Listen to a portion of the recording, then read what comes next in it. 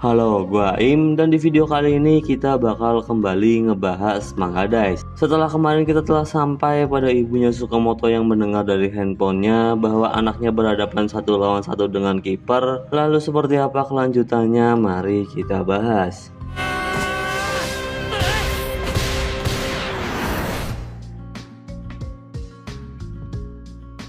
Setelah Mitsuki mengirimkan umpan dan secara mengejutkan Sukamoto berhasil meraihnya, kita diberitahu bahwa sesudah itu Mitsuki langsung berlari ke depan ke gawang Ryuzan. Namun, Sukamoto yang menguasai bola, ia kemudian dihadang Gao Nakano yang sudah maju buat menggagalkan peluang Seishiki. Hoshino berkata jika penilaian Gao Nakano untuk memutuskan keluar dari gawang itu luar biasa dan dia juga berniat buat menutup tembakan Sukamoto. Sukamoto juga sadar akan hal itu dan sedikit menjadi ragu, tapi Oshiba berteriak dari belakang jika Sukamoto udah tahu cara buat menyingkirkan penjaga gawang. Sukamoto pun kembali percaya diri dan yang mengejutkan, Sukamoto melambungkan bola melewati Gao Nakano. Seluruh orang pun terlihat terkejut melihat apa yang Sukamoto lakukan. Bahkan bola mengarah ke gawang Ryuzan yang sudah kosong ditinggal Gao Nakano. Para penonton pun yakin kalau itu bakalan masuk, tapi dari belakang Kazama berkata jika tembakan Sukamoto bakalan mengenai tiang gawang.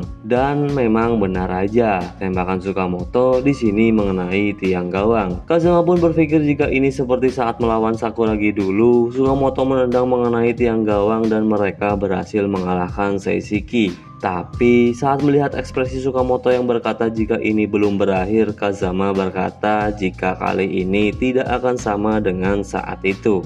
Apalagi di saat yang sama Mitsuki terlihat berlari untuk mendapatkan bola rebound. Walaupun di saat yang sama Kazuhiko dan Marco juga terus menempel Mitsuki. Seluruh pendukung Seishiki pun berteriak menyemangati Mitsuki, tapi Kazahara malah mengingat saat mereka baru aja kalah dari Sakuragi dulu. Tentu kalian udah tahu percakapan ini karena di animenya juga udah ada. Kazahara berkata meski tembakan Sukamoto waktu itu tidak masuk dan malah mengenai tiang gawang, namun menurut Kazahara itu bukan salah Sukamoto. Mitsuki pun menjawab kalau dia udah tahu. Karena menurutnya juga Seishiki kalah karena mereka tidak berhasil mendapatkan bola rebound. Kazahara yang sekarang melihat Mitsuki berduel dengan Marco dan Kazuhiko di dalam lapangan, ia kemudian berkata kalau saat itu dia nggak tahu apa yang akan Mitsuki katakan. Yang Kazahara maksud adalah saat Mitsuki mengantarkan Kazahara menaiki kereta karena Kazahara harus merawat neneknya yang sakit waktu itu.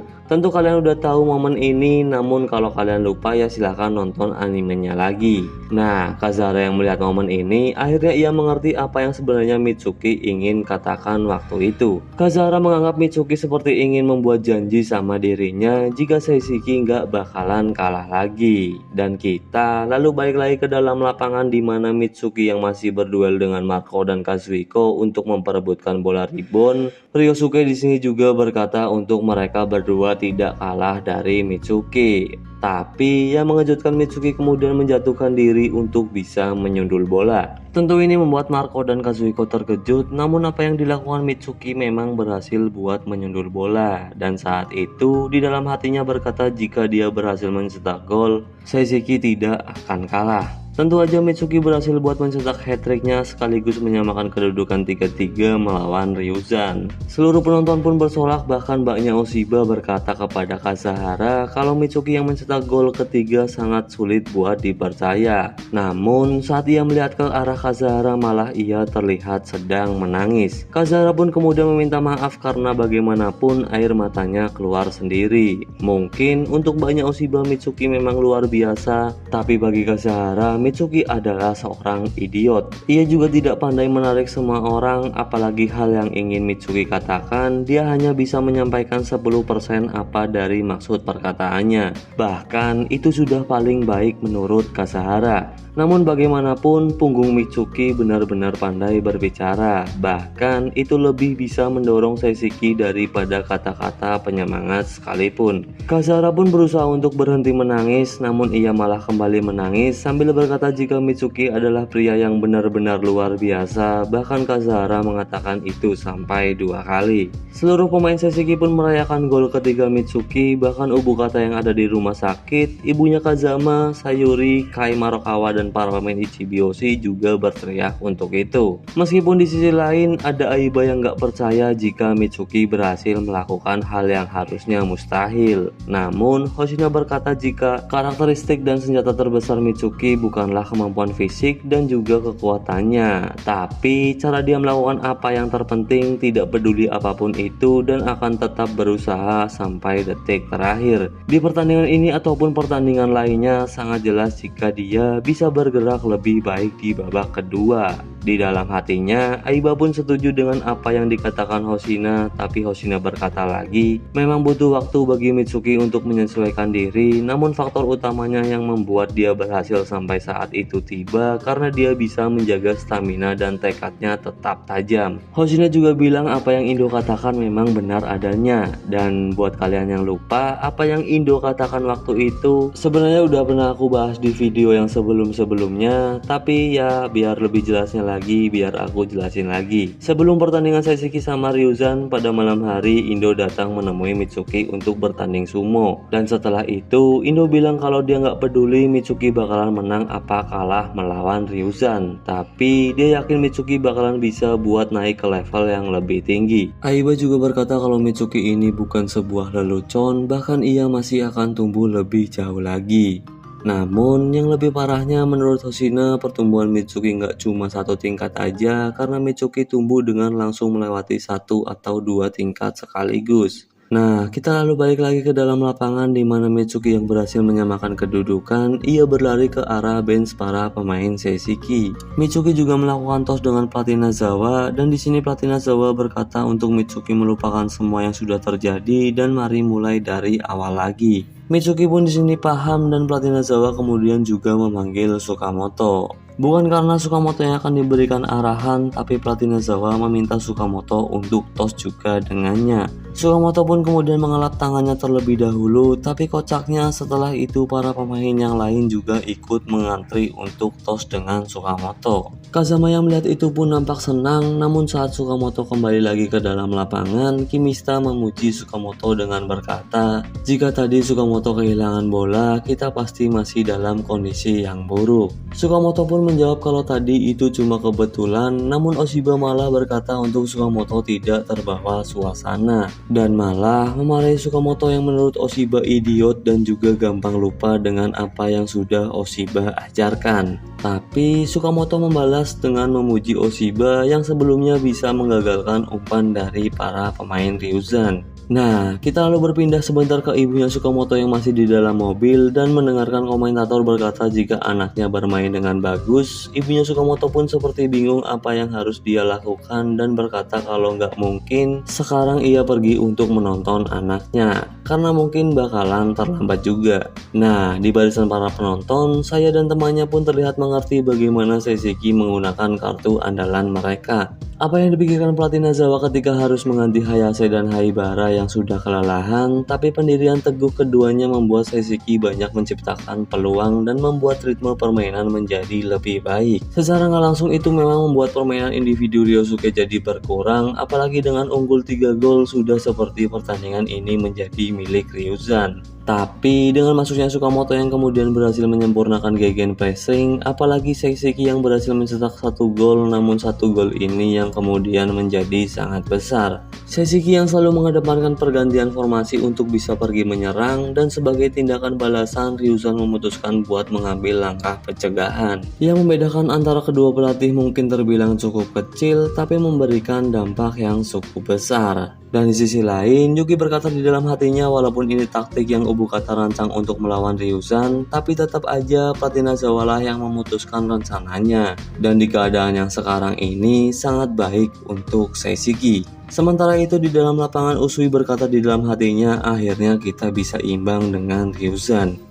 Usui pun kemudian memanggil Kokubo, Satao dan juga Suzuki. Ya sepertinya Usui ingin memberikan arahan kepada mereka bertiga. Dan di sisi lain, para pemain Ryuzan juga melakukan hal yang sama, tapi bedanya semua pemain Ryuzan berkumpul membentuk sebuah lingkaran. Para penonton pun terlihat heran kenapa di saat seperti ini mereka malah melakukan hal seperti itu. Aku juga nggak tahu apa hal semacam ini boleh atau tidak di dalam sepak bola. Tapi di sana Kazuhiko berkata jika kedudukan udah jadi 3-3 dan Seishiki berhasil menyusul mereka. Tentu Kazuhiko di sini berkata sambil tersenyum. Nagasaku pun kemudian protes jika sekarang bukan waktu yang pas buat Kazuhiko tertawa, dan Seto juga bertanya apa yang seharusnya kita lakukan selanjutnya. Kazuhiko pun menjawab jika kita sudah mengantisipasi ini sebelumnya, dan sebenarnya pelatih Akiko juga sudah memperingatkan para pemain Ryusan untuk mewaspadai para pemain Seishiki, terutama buat Mitsuki, Oshiba, Kimista, Kazama, dan juga Usui ketika para pemain itu ada di daerah Ryusan. Kazuhiko juga berkata kepada Ryosuke bahwa sayang banget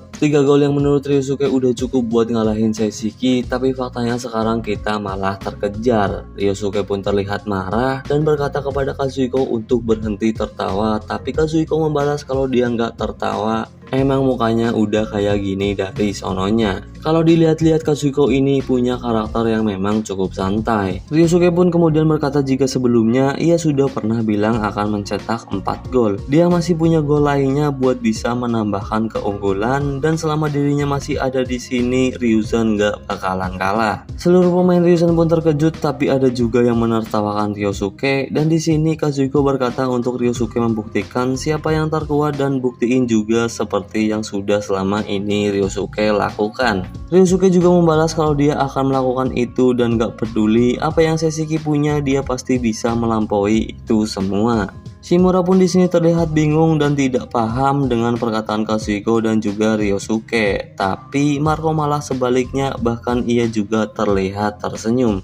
Nah, di sisi lain Kazama berterima kasih kepada Tsukamoto karena berkat dia Seishiki hidup kembali. Tapi Tsukamoto berkata kalau ini belum, dan Kazama juga tahu karena ini adalah adegan terakhir. Pertandingan pun akan segera dimulai kembali dan terlihat juga para pemain Ryusan yang udah bersiap-siap. Kazama pun menyemangati pemain yang di belakangnya dan berkata untuk para pemain Seishiki fokus karena ini bakalan menjadi pertarungan terakhir mereka. Kurusu yang melihat Kazama pun terkejut karena ini baru pertama kalinya Kazama seemosional ini. Apalagi Kazama yang seharusnya sudah mencapai batasnya juga terlihat sangat bersemangat. Pertandingan pun dimulai kembali dan hanya menyisakan waktu 7 menit lagi. Kedua pendukung pun tidak mengharapkan ada tambahan waktu apalagi sampai adu penalti, dan mereka menyemangati kedua tim untuk mencetak gol keempat.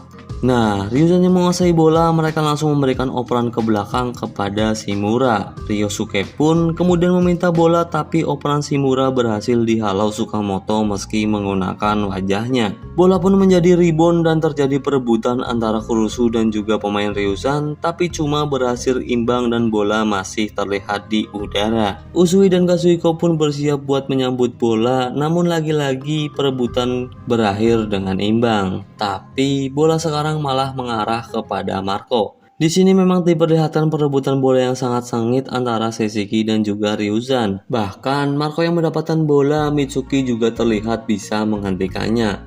Ya, walaupun bola kemudian mengarah ke Nagasaku, namun di sana juga terjadi perebutan antara Nagasaku dan juga Kimista. Ditambah lagi, Oshiba juga ikut membantu Kimista, ya walaupun bisa dibilang Oshiba cuma merepotkan Kimista doang. Tapi jurnalis berkata jika Seishiki memberikan tekanan kepada Ryusan, bisa dibilang Seishiki lah tim yang sejauh ini bisa menekan Ryusan daripada semua tim yang ada. Mereka juga menganggap kalau Seishiki ini adalah sebuah keajaiban, dan di sisi lain Sanagi berkata di dalam hatinya, di turnamen nasional tahun lalu dan di musim panas Interhigh, dengan tim yang masih baru kami menjadi yang terbaik di Jepang. Tentu kita tidak berhasil gitu aja tanpa adanya masalah. Bahkan menurut Sanagi setiap pertandingan mereka seperti berada di tepi tebing. Meski Sanagi sendiri bilang kalau dia nggak tahu apapun tentang pemain ataupun pelatih, tapi aku telah melihat bagaimana setiap orang telah benar-benar melakukan yang terbaik selama ini. Sanagi yang memasang muka paniknya pun kemudian dilirik pelatih Akiko, dan di dalam lapangan Ryosuke juga melihat ke arah pelatih Akiko yang terlihat memasang muka serius. Ryosuke pun berkata di dalam hatinya kenapa Akiko memasang muka yang seperti itu. Namun Ryosuke kemudian sadar jika sedari awal muka pelatih Akiko memang sudah seperti itu. Ryosuke pun kemudian mengingat saat pertama kali dia bertemu dengan pelatih Akiko. POV-nya sih sebelum Akiko ini belum menjadi pelatih Ryuzan, dan saat itu Ryosuke diminta untuk bertemu dengan pelatih Akiko, tapi yang dipanggil nggak cuma Ryosuke doang, Kazuhiko juga ternyata ada di sana. Singkatnya sih, alasan kenapa Ryosuke dan Kazuhiko dipanggil karena mereka berdua akan membela tim nasional untuk 1 bulan ke depan. Namun hal yang lebih penting karena pelatih Akiko ingin menyampaikan jika pelatih sebelumnya yang tidak lain dan tidak bukan adalah ayahnya sendiri akan pensiun dalam waktu 3 bulan ke depan. Dan yang akan meneruskannya ya si Akiko ini. Ryosuke dan Kazuhiko pun terlihat terkejut, tapi Ryosuke langsung memutuskan buat pergi meski sempat dilarang Kazuhiko karena mereka belum mendengar alasan pelatih sebelumnya pensiun. Namun Ryosuke bilang kalau itu nggak penting dan nggak bakalan juga merubah permainannya. Walaupun di sisi lain Ryosuke juga kemudian terlihat kesal, namun Kazuhiko juga memutuskan buat pergi dan gak mendengar alasan kenapa pelatih sebelumnya pensiun. Kazuhiko juga berkata kepada Akiko, ia dan Ryosuke itu bukan anak kecil atau tanpa dikasih tahu pun mereka berdua udah tahu alasan pelatih pensiun itu apaan. Dan Kazuhiko menantikan pertemuannya dengan Akiko di latihan nanti. Nah, saat Kazuhiko akan pergi ke ruang klub Ryuzan, ia terlihat kaget karena melihat Ryosuke yang cuma berdiri di luar doang dan gak masuk ke dalam ruangan. Dan ternyata gosip tentang pelatih sebelumnya itu pensiun udah diketahui oleh seluruh pemain Ryuzan. Tentu ini membuat Ryosuke terlihat kesal, apalagi para pemain Ryuzan seperti meremehkan Akiko karena ia seorang perempuan. Ya, walaupun di sini konteksnya para pemain Ryuzan itu cuma bercanda. Dan ini juga sekaligus mengakhiri pembahasan kita di video kali ini. Jadi, bye-bye.